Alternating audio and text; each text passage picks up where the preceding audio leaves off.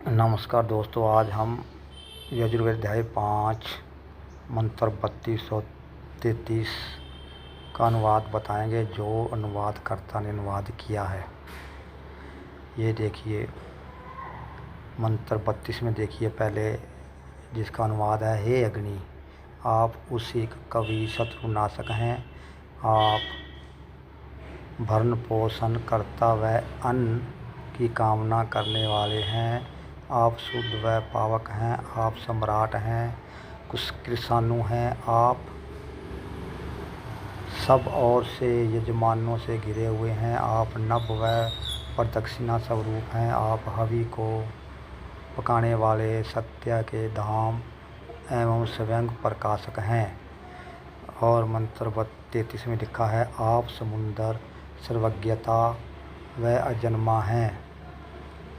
सर्वज्ञाता व अजन्मा हैं। आप एक पैर वाले हैं। आप जागरूक हैं।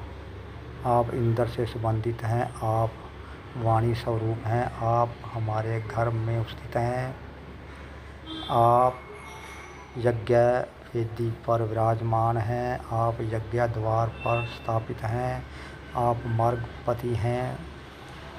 आप हमारा पथ प्रशस्त करने की कृपा करें। देवताओं के मार्ग हमारे लिए कल्याणकारी होने की कृपा करें। इन दोनों मंत्रों में अग्निदेव की ही स्तुति की गई है, ना कि भक्त कबीर की। और ना ही भक्त कबीर को किसी भी वेद में परमात्मा कहा गया है, और ना ही भक्त कबीर का किसी वेद में जिक्र है। अब ये देखिए, कवि का मतलब है एक पदवी, और कवि के अर्थ हैं सर्वज्ञ, कांतदर्शी, मेधावी। ये कवि शब्द के अर्थ हैं। जो भी व्यक्ति कविता कहता है वह ही कवि है। चाहे कोई भी ज्ञानी आदमी है, वह कवि ही है जो कविताएं कहता है। लेकिन इन मंत्रों में हे अग्नि यानी कि अग्नि देव की स्तुति की गई है, ना कि भक्त कबीर की। यह वीडियो हमें इसलिए बनानी पड़ रही है क्योंकि हम लोगों की गप्पें बहुत देख रहे हैं फेसबुक पर।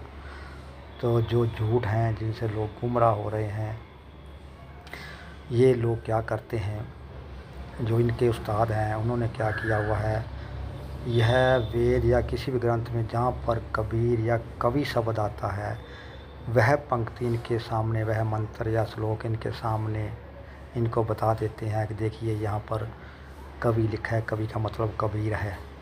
जहाँ जहाँ से इनको एक ही पंक्ति बता देते हैं, ये उन्हीं को रट लेते हैं, लेकिन पूरा लेसन नहीं पढ़ते। अगर कोई मास्टर कहे, लो जी, शिक्षक को ये कहे आप एक पंक्ति याद कर लो या एक दो पंक्तियाँ याद कर लो, आप पास हो जाओगे, क्या वो पास हो जाएगा?